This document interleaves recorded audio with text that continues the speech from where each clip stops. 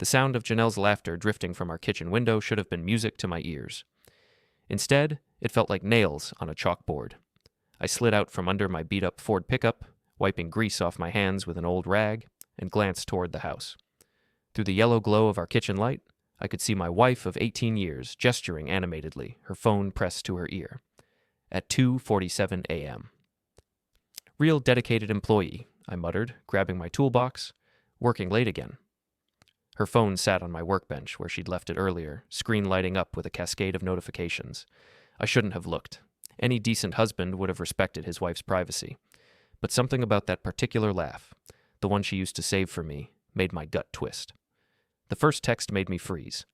"Can't wait to see you tomorrow night. Wear the red dress." The second one included a photo that made my hands shake. Janelle in a cocktail dress I'd never seen, Russell Baird's hand resting possessively on her thigh. Russell Baird, her boss, the sleazy executive who'd been mentoring her for the past 6 months. "I'm Trent Mallory, 46 years old, and I've spent the last 20 years building bridges and fixing what's broken for a living. Structural engineer by trade, problem solver by nature. But staring at that photo, I realize some things can't be fixed. They can only be demolished." "Well," I said to the empty garage, "looks like it's demo day." The next morning, Janelle floated around our kitchen like she was auditioning for a breakfast cereal commercial. She hummed while making coffee, actually hummed, and kept checking her reflection in the toaster. "You're up early," she said, not quite meeting my eyes. "Couldn't sleep. Kept hearing noises." She froze for just a second. "Noises?" "Yeah, sounded like someone laughing. Around 3 in the morning." "Oh." She busied herself with her makeup compact. "Probably the TV. I had trouble sleeping too." I nodded, sipping my coffee. "Must have been a really funny show. You were cracking up." Janelle's hand trembled slightly as she applied lipstick, a shade I'd never seen before. Red, just like Russell had requested. "I have to run," she said, grabbing her purse. "Big presentation today." "I'm sure Russell appreciates all your hard work." She stopped in her tracks, her back still to me. "What's that supposed to mean?" "Nothing. Just that you've been putting in a lot of extra hours lately. Very dedicated." When she turned around, her face was flushed. "Trent, if you have something to say." "Have a good day, honey." I raised my coffee mug in a mock toast. "Knock 'em out of the park." After she left, I sat in our kitchen, a kitchen I'd renovated myself 3 years ago when we still talked about growing old together, and planned my next move. 20 years of marriage, and it had come to this. But if Janelle wanted to play games, she'd picked the wrong opponent. Engineers don't just build things. We know exactly how to take them apart. The company party was held at the Riverside Convention Center, one of those glass and steel monuments to corporate success that I'd helped design the foundation for years ago. Ironic, really. I was about to watch my marriage crumble on a building I'd helped create. Janelle had spent 2 hours getting ready, claiming she needed to represent the company well. She looked stunning in that red dress, and for a moment, I almost forgot why I was there. Almost. The party was in full swing when we arrived. Marketing executives and their spouses mingled around cocktail tables, everyone trying to outlaugh and outcharm each other. Janelle immediately gravitated toward Russell's circle, leaving me to nurse a beer by the appetizer table. Russell Baird was everything I wasn't. Tall, silver-haired, with a kind of practiced charm that came from years of selling people things they didn't need. He wore his success like an expensive cologne, overwhelming and impossible to ignore. "Trent!" Russell's voice boomed across the room. "There's the man who keeps our city standing. How's the bridge business?" "Solid," I replied, unlike some foundations around here. He laughed, but his eyes stayed cold. "You're a lucky man. You know that? Janelle's been absolutely invaluable to our team. A real rising star." "She's definitely been rising," I said, watching my wife's face flush. "Working late, early mornings, weekends. Very committed." "That's what I love about her," Russell continued, his hand finding its way to Janelle's lower back. "Total dedication. She deserves someone who really appreciates her talents." The room seemed to quiet around us, conversations pausing as people sensed drama brewing. "Someone like you?" I asked. Russell's grin widened. "Well, I do recognize quality when I see it." He pulled Janelle closer. "She deserves someone better. Someone like me." The bastard actually winked. Janelle laughed, that same laugh I'd heard through the kitchen window, and leaned into him like they were dancing. Then, in front of 50 of their colleagues, she kissed him. Not a peck on the cheek or an innocent brush of lips. A full, passionate kiss that left no doubt about their relationship. The room erupted in whispers and gasps. Someone's drink glass hit the floor. I set down my beer and walked over to them.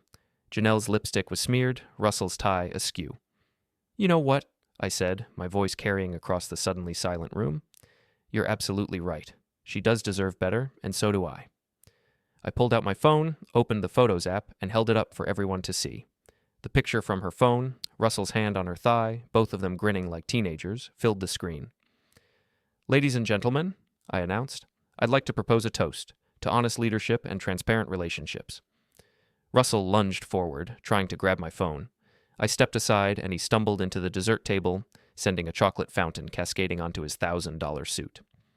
"Trent, stop!" Janelle hissed, but her voice was drowned out by the murmur of shocked conversations.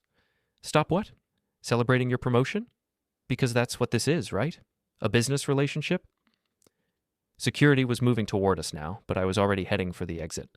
I paused at the door and turned back to the room full of staring faces. "Oh, and Russell? You might want to check your parking spot. Those Tesla tires can be so unreliable." I was waiting in my truck when Janelle stumbled out of the convention center 40 minutes later, her red dress wrinkled, her makeup streaked.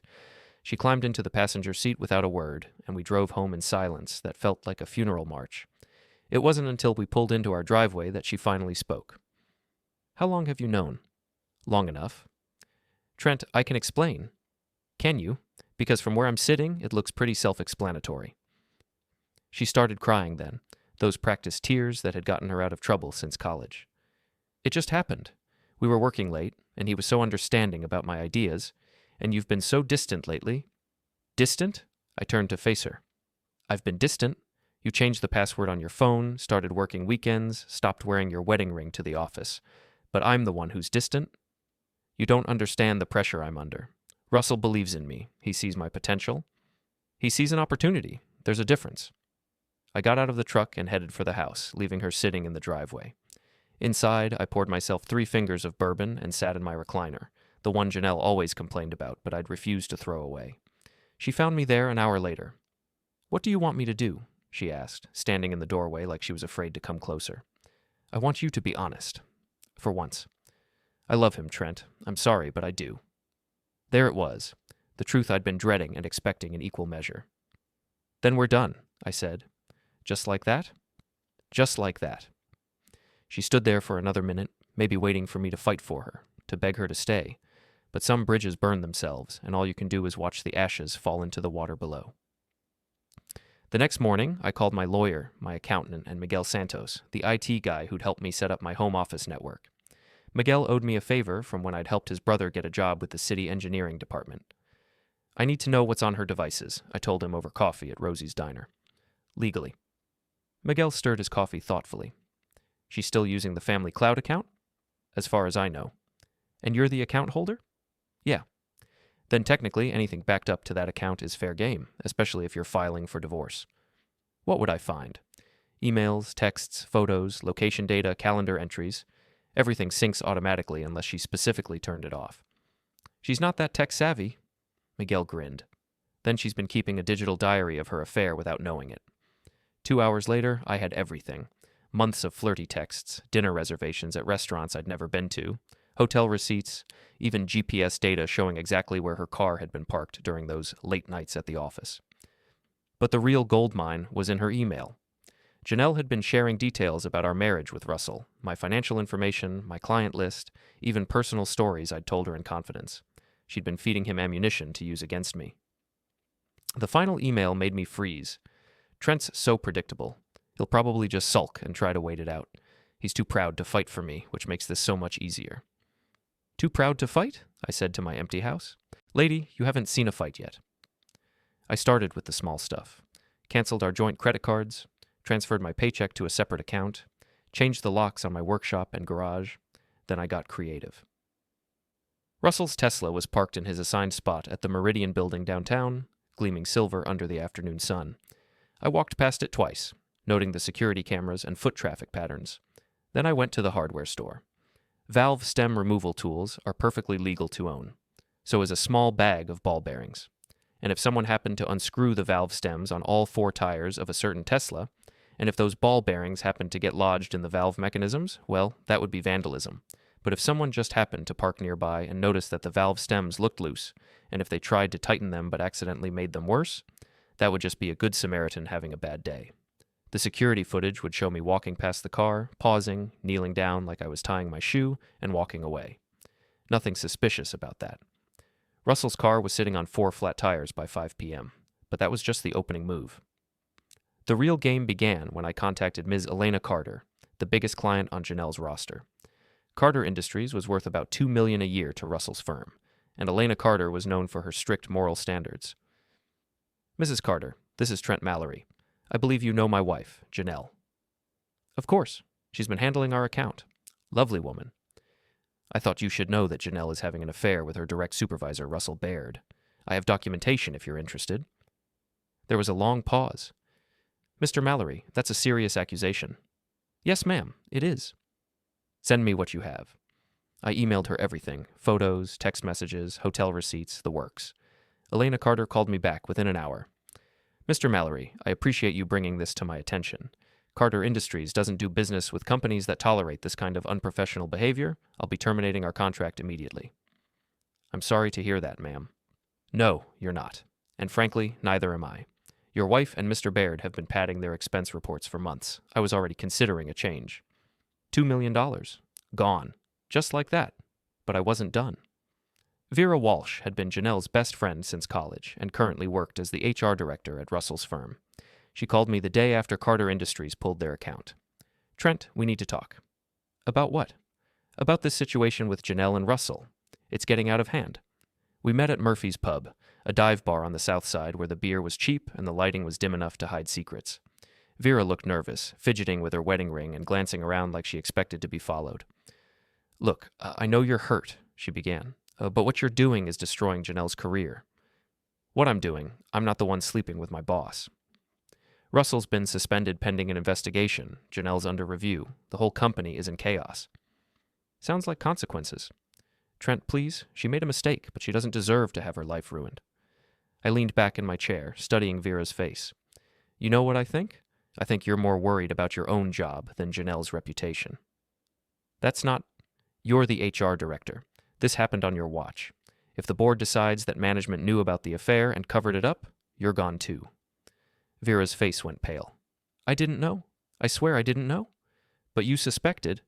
She didn't answer, which was answer enough. Here's what's going to happen, I continued. I'm going to keep digging, and I'm going to keep finding things. Because people like Russell don't just have one affair, they have patterns. And people like Janelle don't just betray their husbands, they betray anyone who gets in their way. What do you want? I want the truth. All of it. Vera finished her drink in one gulp and stood up. You're making a mistake, Trent. Some truths are more dangerous than lies. She left me sitting alone in the bar, wondering what she meant. I wouldn't have to wait long to find out. The next phase of my investigation focused on Russell's history.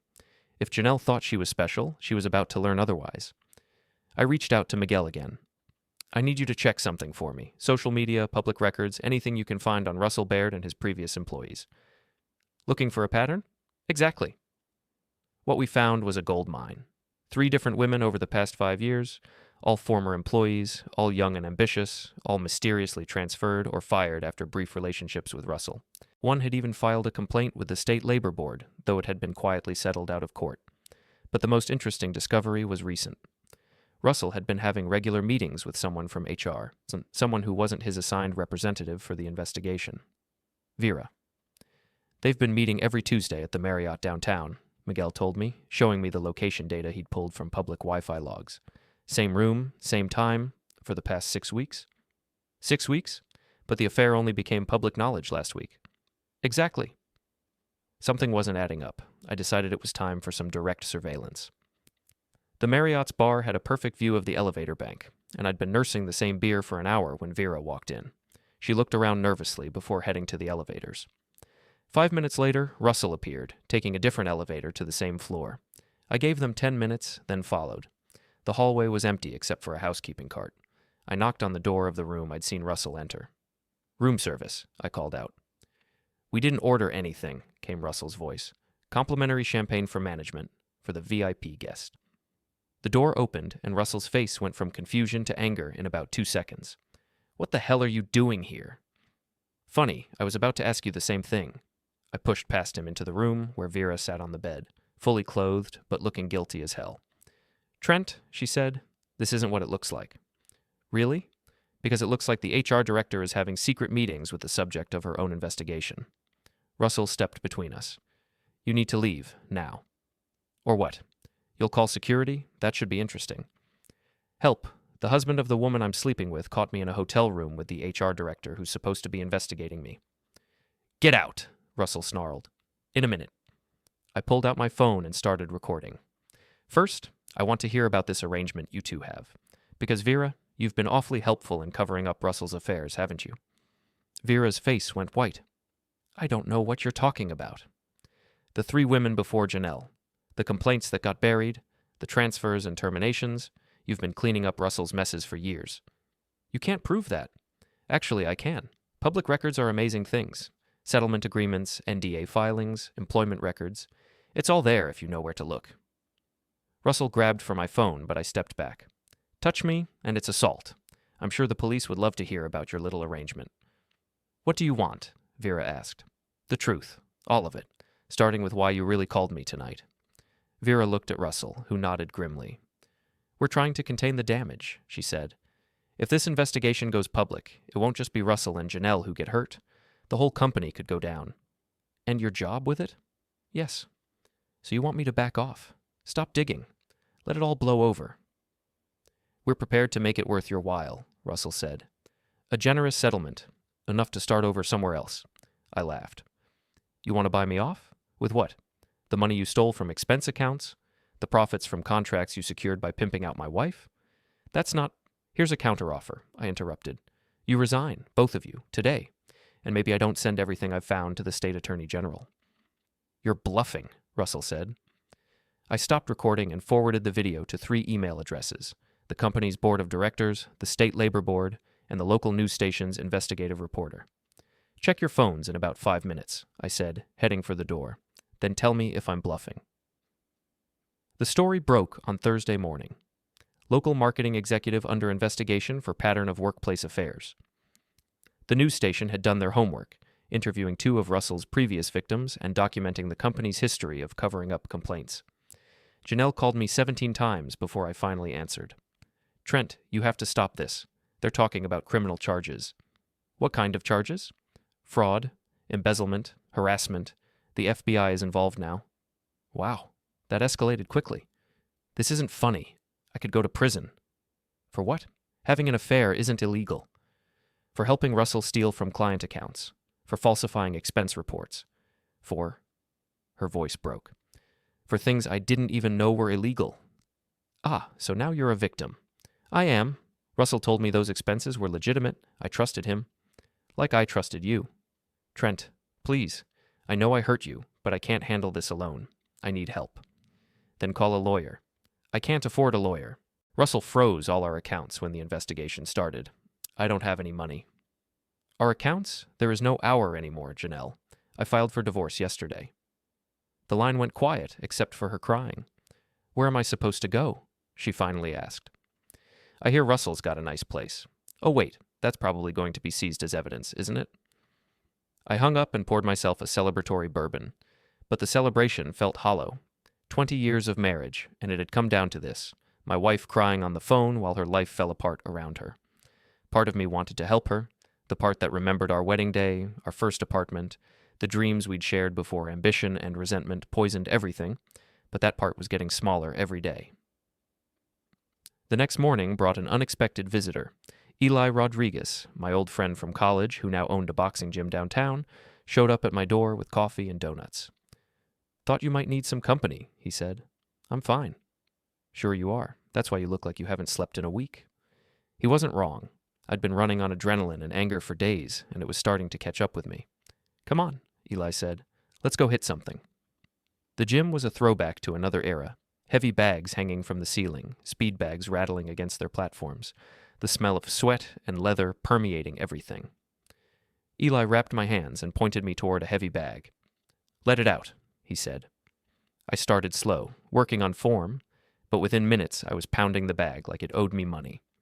Every punch was for every lie Janelle had told, every secret meeting with Russell.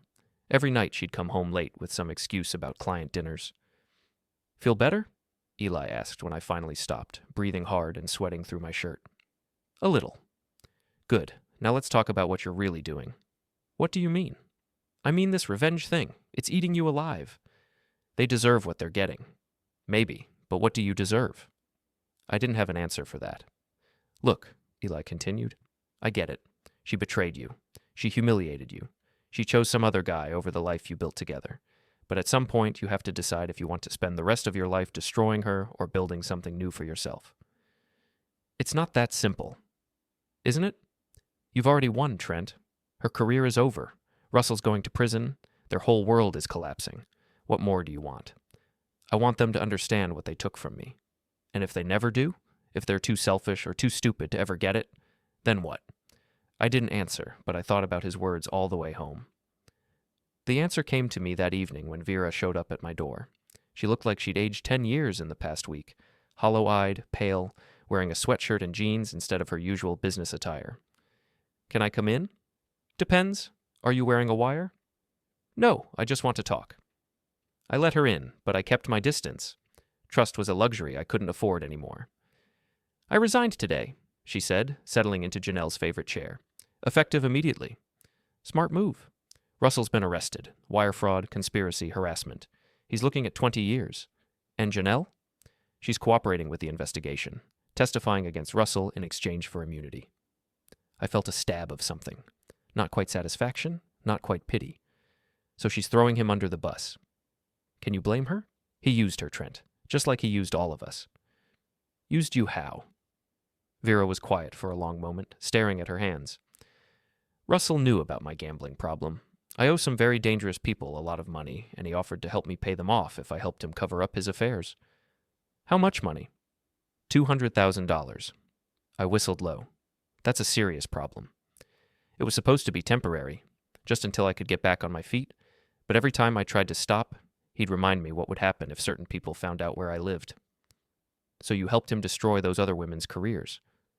"I helped him make problems go away.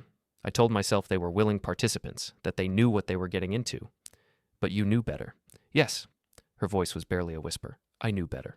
And now? Now I'm broke, unemployed, and probably going to be indicted as an accessory. The dangerous people I owe money to are getting impatient, and I have nowhere to run." "Why are you telling me this?" "Because I want you to know that what happened to Janelle wasn't entirely her fault.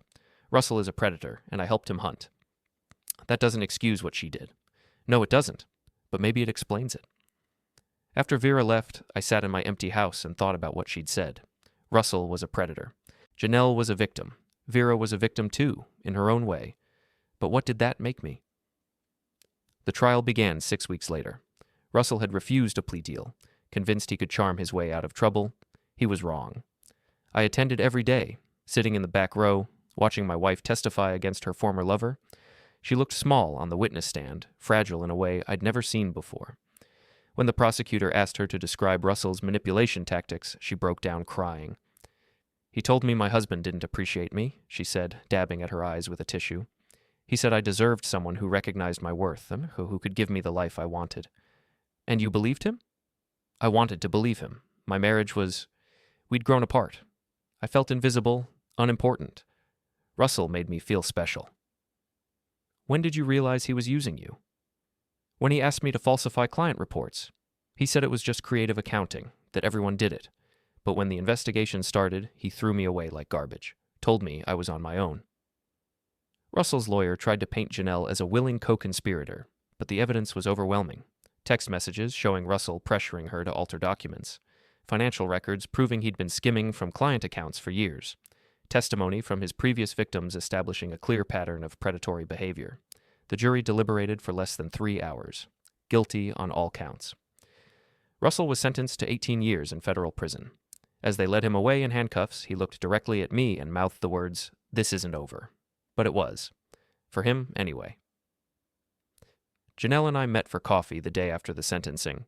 She'd lost weight during the trial, and there were lines around her eyes that hadn't been there before. She looked older, sadder, but somehow more real than she had in years. "Thank you," she said. "For what?" "For not destroying me completely. You could have. I know you could have. You destroyed yourself, Janelle. I just documented it. Fair enough. She stirred her coffee absently. I'm moving back to Ohio. My sister offered me a job at her real estate company. That's good. Fresh start. What about you? What about me? Are you going to be okay? It was a strange question coming from the woman who'd betrayed me, but I could see genuine concern in her eyes. I'm working on it, I said. Trent, I know this doesn't mean anything now, but I am sorry, for all of it. You deserved better. Yeah, I did.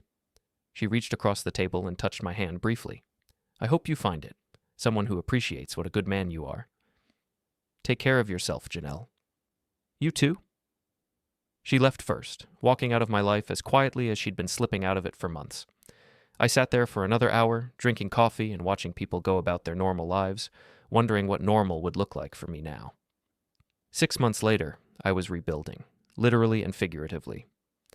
My engineering firm had landed 3 new contracts, including one to design a community center in the neighborhood where Eli's gym was located. I'd been spending more time there, getting back in shape, remembering what it felt like to be strong. You look better, Eli said one evening as I finished my workout. More like yourself. I feel better. Most days. Most days is a good start. We were walking to our cars when a woman approached us. She was about my age, with graying brown hair and kind eyes, wearing scrubs that suggested she worked at the hospital down the street. Excuse me, she said. Are you Trent Mallory? Yeah, do we know each other? I'm Sarah Chen. I work with Vera Walsh's sister at General Hospital. Vera asked me to give you this. She handed me an envelope with my name written on it in Vera's handwriting. How is she? I asked. Not good. She's in witness protection, but the stress has been hard on her. She wanted you to have this before she disappears completely. Sarah left without another word, and I stood in the parking lot holding the envelope, not sure if I wanted to open it. You okay? Eli asked. I don't know. Want me to stay? No, I need to do this alone. At home, I poured myself a drink and opened the envelope. Inside was a single sheet of paper with a short note. Trent, I know you have no reason to forgive me, but I need you to know the truth about everything. Russell didn't just use Janelle and me. He used you too. The whole affair, the public humiliation, the investigation, he planned for you to find out. He wanted you to destroy him because he knew he was about to be exposed anyway, and he thought he could control the narrative if you were the one who brought him down. He underestimated you, and he underestimated how much evidence you'd find. But he was counting on you being the angry husband who couldn't let go. In the end, you gave him exactly what he wanted, and more than he bargained for. I thought you should know. V. I read the note 3 times, trying to process what it meant. Russell had wanted me to find out about the affair. He'd planned for me to go after him? It made a twisted kind of sense. If Russell knew he was about to be investigated for financial crimes, having a wronged husband expose his affairs would make him look like a victim of a personal vendetta rather than a criminal mastermind. But he'd miscalculated. He'd expected me to be emotional and sloppy. Instead, I'd been methodical and thorough. The evidence I'd uncovered had revealed crimes he'd thought were safely hidden. I'd been played, but I'd won anyway. The realization should have made me angry, but instead, I felt something unexpected. Relief. For months, I'd been carrying the weight of what I'd done, wondering if I'd gone too far in my quest for revenge. Now I knew that Russell had manipulated all of us, right up to the end. I was done being his pawn. I was done being anyone's pawn. The next morning, I called my lawyer and had him draft a final settlement agreement for the divorce. I could have taken Janelle for everything, the house, her retirement accounts, alimony, but I didn't want to be tied to her anymore. I wanted a clean break. I kept the house and my business. She kept her car and what was left of her 401k. We split the savings account down the middle, which wasn't much after legal fees, but it was fair. 2 weeks later, I got a text from an unknown number. Thank you for being decent. I know I didn't deserve it. J. I deleted the message without responding. Spring came early that year. I'd started dating Sarah Chen, the nurse who'd delivered Vera's letter. She was nothing like Janelle, quieter, more thoughtful, with a dry sense of humor that caught me off guard. She'd been divorced for 5 years and understood the careful dance of learning to trust again. What happened to your ex-wife? She asked one evening as we walked along the river. She made some bad choices, paid for them. Do you miss her? I miss who I thought she was. Turns out that person never existed. That's the hardest part, Sarah said, realizing you were in love with an illusion. What about your ex? He was exactly who I thought he was. That was the problem. We walked in comfortable silence, watching the sun set over the water. In the distance, I could see the bridge I'd helped design 10 years ago, still standing strong against the current. Some things last, some things don't. The trick is learning to tell the difference. I was closing up my office late one evening when I heard footsteps in the hallway outside. The building was supposed to be empty, and security was usually pretty tight. I grabbed a wrench from my toolbox and moved toward the door. "Trent, you in there?" The voice was familiar but wrong somehow. Rougher, more desperate than I remembered.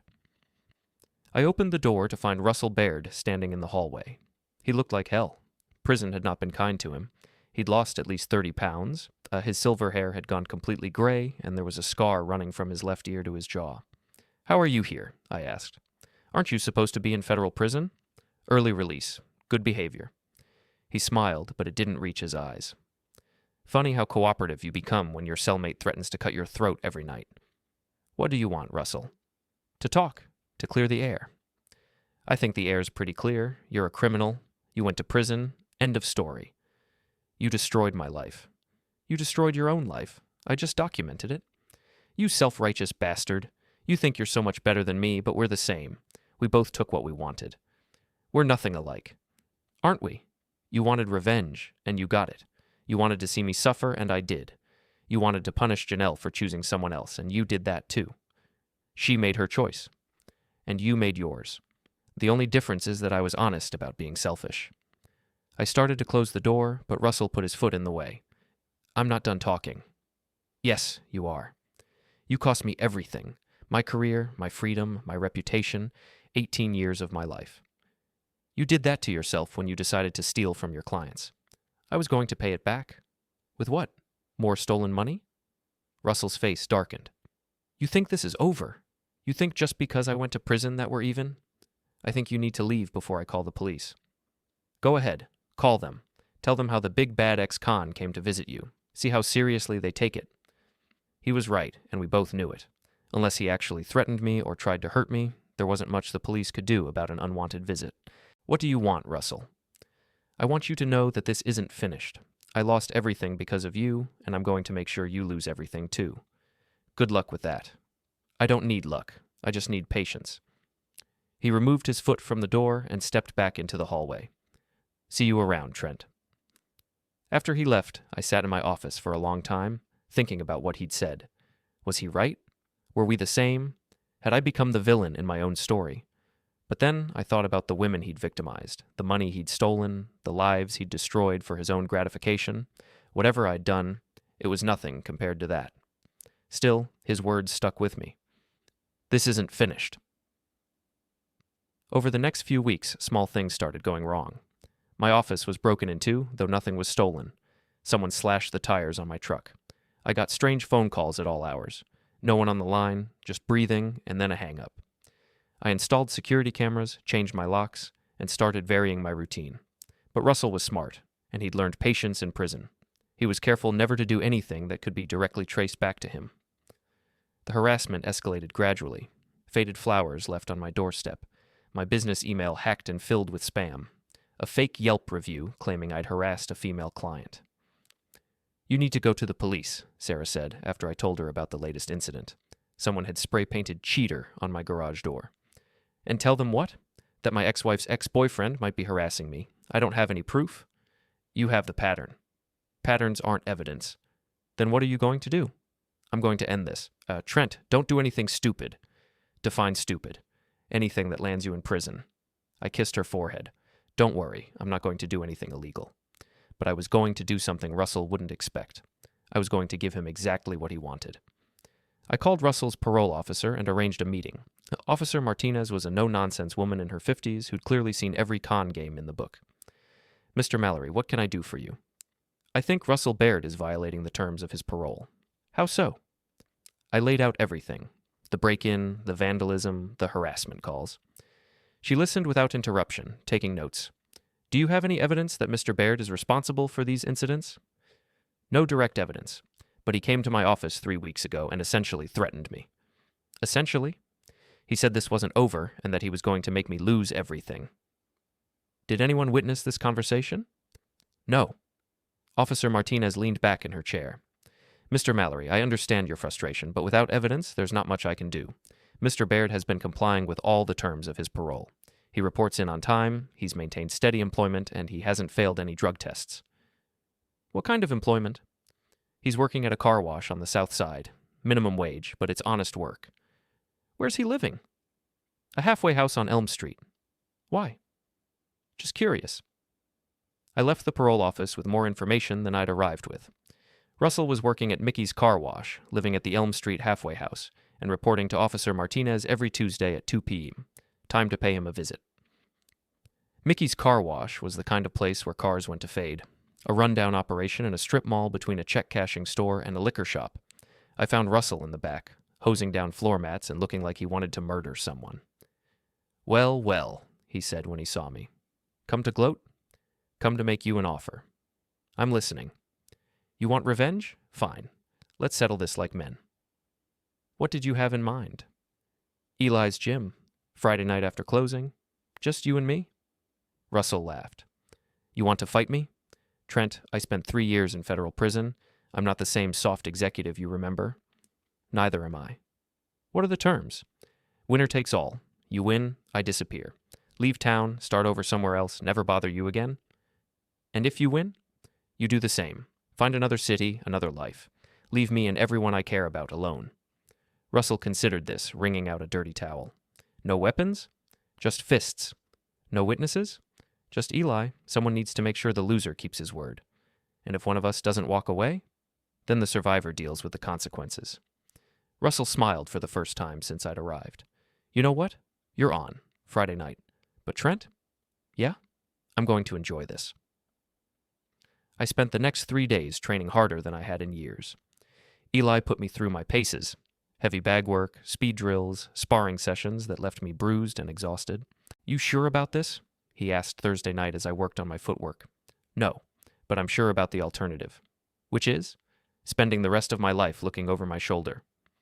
There are other ways to handle this. Name one. You could move. Start over somewhere else. And let him win? Let him drive me away from everything I've built? Pride's a dangerous thing, Trent. So is fear. Friday evening, I arrived at the gym early and spent an hour warming up. My hands were steady as I wrapped them, my breathing calm and controlled. Whatever happened tonight, it would be finished. Russell showed up at exactly 9 o'clock, accompanied by a man I didn't recognize, tall, heavily muscled, with the kind of scars that came from serious violence. This is Tommy, Russell said, my insurance policy. We agreed on no witnesses except Eli. We agreed on Eli. We didn't agree on only Eli. I looked at Eli, who shrugged. Your call, Trent. Fine, but if Tommy interferes, all bets are off. Fair enough. Eli cleared a space in the center of the gym, moving equipment to create an improvised ring. There were no ropes, no referee, no rules except the ones we'd agreed on. Gentlemen, Eli said, you both know why you're here? This ends tonight one way or another. Touch gloves and come out fighting. Russell and I moved to the center of the space. He was bigger than I remembered, his arms corded with new muscle from prison workouts. But there was something in his eyes, a desperate hunger that made him dangerous and unpredictable. We touched gloves, and the fight began. Russell came at me immediately, throwing wild haymakers that would have taken my head off if they'd connected. But prison muscle was different from trained muscle, and his technique was sloppy. I slipped his first punch and countered with a jab to his ribs. He grunted and backed off, circling me like a predator. That all you got? He taunted. I didn't respond. Eli had taught me to save my breath for fighting, not talking. Russell charged again, this time trying to tackle me to the ground. I sprawled back and caught him with an uppercut as he came in. His head snapped back, and red liquid started flowing from his nose. Lucky shot, he said, wiping his face. But we both knew it wasn't luck. I'd been training for this moment, and it showed. The fight settled into a rhythm. Russell throwing power shots, me countering with precise combinations. He was stronger, but I was faster and more technical. Prison had made him tough, but it hadn't made him a fighter. By the third round, we'd agreed on 3-minute rounds with 1-minute breaks. Russell was breathing hard and bleeding from cuts above both eyes. I had a split lip and bruised ribs, but I was still in control. This is your last chance to quit, I told him during the break. Go to hell. You first. The final round was brutal. Russell, knowing he was behind, abandoned all pretense of technique and came at me like a wild animal. He caught me with a solid right hand that dropped me to one knee, but I got up before Eli could count to 3. Russell pressed his advantage, throwing everything he had at me. But desperation made him careless, and when he overcommitted on a left hook, I stepped inside and hit him with the hardest punch I'd ever thrown, a right cross that caught him flush on the jaw. Russell went down hard and didn't get up. Eli counted to 10, then raised my hand. Winner and still champion of his own life, Trent Mallory. Tommy helped Russell to his feet. He was conscious but groggy, red liquid streaming from his mouth. "We had a deal," I said. Russell nodded slowly. "I remember." "Then you're leaving town?" "Yeah, I'm leaving." "And if I ever see you again?" "You won't." Tommy helped Russell out of the gym, and I watched them disappear into the night. It was over. Finally, completely over. "How do you feel?" Eli asked. "Like I can breathe again." "Good. Now let's get some ice on that lip." 6 months later, I was standing in the same spot where I'd fought Russell, but this time I was wearing a tuxedo instead of boxing gloves. Sarah looked beautiful in her wedding dress, and Eli looked ridiculous in his role as ordained minister. He'd gotten certified online specifically for this occasion. "Do you, Trent Mallory, take Sarah Chen to be your lawfully wedded wife?" "I do." "Do you, Sarah Chen, take Trent Mallory to be your lawfully wedded husband?" "I do." "Then, by the power vested in me by the Universal Life Church website, I now pronounce you husband and wife. You may kiss the bride." The kiss was perfect, soft, sweet, and full of promise. When we broke apart, the small crowd of friends and family erupted in cheers. "Ladies and gentlemen," Eli announced, "I present to you Mr. and Mrs. Mallory." As we walked back down the aisle, which was really just a path between folding chairs in Eli's gym, I caught sight of a familiar figure standing in the back. For a moment, my heart stopped, thinking it was Russell. But it wasn't. It was Janelle, looking older and more tired than I remembered, but smiling genuinely for the first time in years. She caught my eye and mouthed the words, "Thank you." I nodded and kept walking, my new wife's hand in mine toward whatever came next. Behind us, Eli was already breaking down the chairs and talking about the reception at Murphy's Pub. Ahead of us was a future I'd never imagined when I was lying under my truck that night, reading text messages that shattered my world. Some bridges burn, others get rebuilt, stronger than before. I'd learned the difference.